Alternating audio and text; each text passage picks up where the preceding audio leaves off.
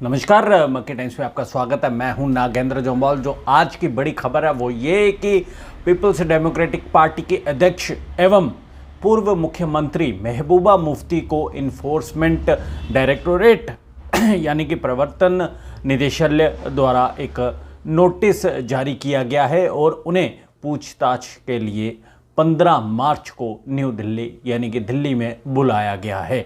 और आपको ये भी बता दें कि हालांकि परिवर्तन निदेशालय ने मामले की पूरी जानकारी नहीं दी है, किस सिलसिले में पूछताछ जो है वो की जाएगी, लेकिन जो सूत्रों के हवाले से खबर आ रही है वो ये कि निदेशालय द्वारा पहले से दर्ज केस संख्या CIR 16 HIV 2020 के सिलसिले में जो पूछताछ है वो होगी। महबूबा ने करीब 64 दिन पहले ही परिवर्तन निदेशालय के निदेशक को एक पत्र लिखकर कहा था कि उनके करीबियों पर राजनीतिक दुराग्रह के कारण कार्रवाई हो रही है।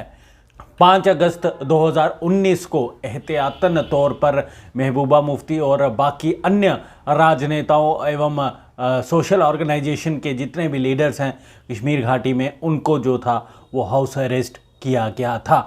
और आपको ये बता दें कि तकरीबन 14 माह के बाद यानी कि अक्टूबर महीने में ही महबूबा मुफ्ती को रिहा किया गया था। रिहाई के बाद से ही महबूबा मुफ्ती तीखे तेवर लेकर हमले कर रही थी ये केंद्र सरकार पे, और उसके बाद उन्हें परिवर्तन निदेशालय द्वारा पूछताछ के लिए तलब की जाने का आभास भी पहले ही हो चुका था। उन्होंने 31 दिसंबर 2020 के परिवर्तन निदेशालय के निदेशक को एक पत्र लिखकर आरोप लगाया था कि केंद्र सरकार परिवर्तन निदेशालय का इस्तेमाल उन्हें व उनके संबंधियों को प्रत्यार्पण जो है करने के लिए कर रही है। उन्होंने इसमें लिखा था कि जिन लोगों को हवाला और मनी लॉन्ड्रिंग मामले में पूछताछ के लिए तलब किया जा रहा है वह किसी न किसी तरीके से मेरे साथ जुड़े हुए हैं।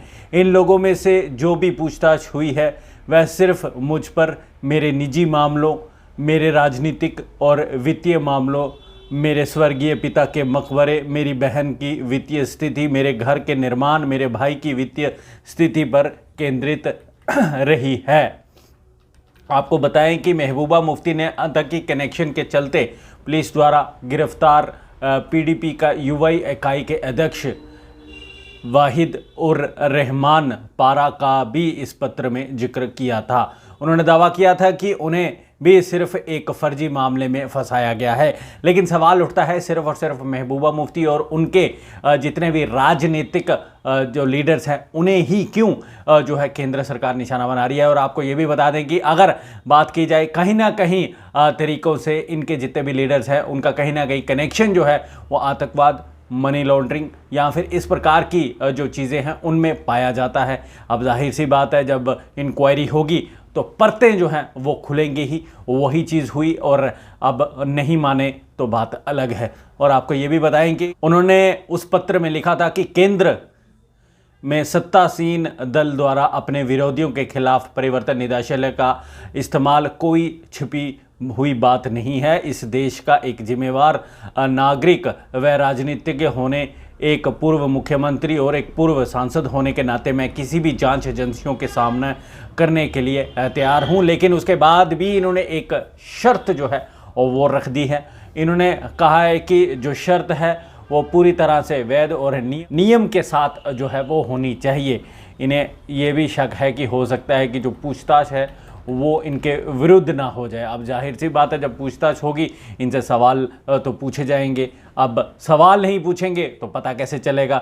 अब महबूबा मुफ्ती ये चाहती हैं कि जो सवाल हैं वो मेरे मुताबिक पूछे जाएं, बढ़िया है। और आपको ये बताएं कि उन्होंने परिवर्तन निदेशालय द्वारा तलब किए गए लोगों का फ़ोन व अन्य डिजिटल और इलेक्ट्रॉनिक उपकरण जब्त किए जाने पर भी कड़ा एतराज़ जो है वो जताया था। अब जाहिर सी बात है जब क्वेश्चनिंग होती है तो इन चीज़ों की अनुमति जो है वो नहीं दी जाती है। और आपको ये बताएं कि उन्होंने धन शोधन अधिनियम 2002 की धारा 21 की अवधारा को 2 का उल्लेख करते हुए परिवर्तन निदेशालय को निजता, लोकतांत्रिक, राजनीतिक व के संवैधानिक अधिकारों की भी याद दिलाई थी। उन्होंने कहा था कि अगर मुझसे पूछताछ का विचार या मेरे फ़ोन या किसी अन्य उपकरण की जांच करना चाहते हैं तो मेरे परिजनों से पूछताछ करनी है तो आप मेरी या मेरे किसी प्रतिनिधि की मौजूदगी में किसी निष्पक्ष या न्यायिक प्राधिकारी की निगरानी में ऐसा कर सकते हैं। यानी कि अगर आप लोगों ने फ़ोन टैप करने हैं, फ़ोन बंद करने हैं, जब्त करने हैं या मेरी किसी भी जो राजनीतिक जो अधिकारी हैं, जो इनके साथ जुड़े हुए लोग हैं, उनसे पूछताछ वगैरह करनी है तो किसी उच्च अधिकारी या फिर इनमें से किसी की उपस्थिति में ही जो है वो आप क्वेश्चनिंग कर सकते हैं। और अगर संबंधित कानून की किसी तरह की अवज्ञा होती है तो मैं बिना किसी हिचकिचाहट के इस मामले पर न्यायिक और राजनीतिक रास्ता अपना सकती हूँ। सवाल ये उठता है कि ईडी ने मनी लॉन्ड्रिंग के चलते महबूबा मुफ्ती को जो है वो नोटिस सम्मन जो है वो जारी किया है 15 मार्च। जी हाँ, 15 मार्च को उन्हें दिल्ली बुलाया गया है, उनसे क्वेश्चनिंग होगी, फिर पता चलेगा कि नेक्स्ट जो एक्शन है वो क्या लिया जाएगा। लेकिन आपको ये बता दें कि तकरीबन 14 माह अंदर रहने के बाद भी उनके तेवर वैसे की वैसे ही तीखे वार जो है वो केंद्र सरकार पर अभी भी करती जा रही हैं। और अब जाहिर सी बात है ईडी यानी कि इन्फोर्समेंट डायरेक्टोरेट ने जब सम्मन जारी किया है, इसकी भी आशंका उन्होंने पहले ही जतला दी थी कि हो सकता है कि मुझे इस प्रकार के जो ईडी है वो कोई सम्मन ना दे दे। लेकिन अगर आपने कुछ नहीं किया है तो आप बेशक जा सकती हैं वहाँ पर और आप अपने जो सवाल पूछेंगे उनका जवाब दे सकती हैं।